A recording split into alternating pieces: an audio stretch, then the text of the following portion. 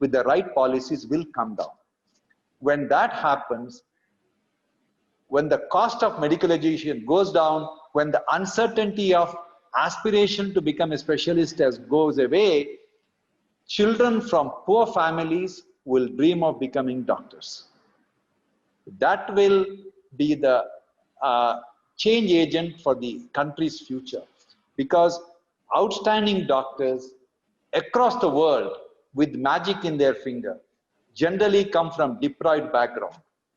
And these children have stopped dreaming of becoming doctors. Now I am optimistic that with the NMC in place, this will happen. And that will be a game changer for the future of the country. The cost of medical education, as you said, is a factor which was preventing people coming from the lower strata of society. Now you think the National Medical Education Commission will open the gates for poor people to come up and join the medical education? How? Cost of medical education will go down, and I will take a bet it will be as expensive or even less expensive than an engineering education. I'll tell you why, Mr. Chawla. The foundation of medical education is based on a successful hospital. A successful hospital which has a very busy outpatient, dynamic doctors with who have a phenomenal the reputation and the knowledge.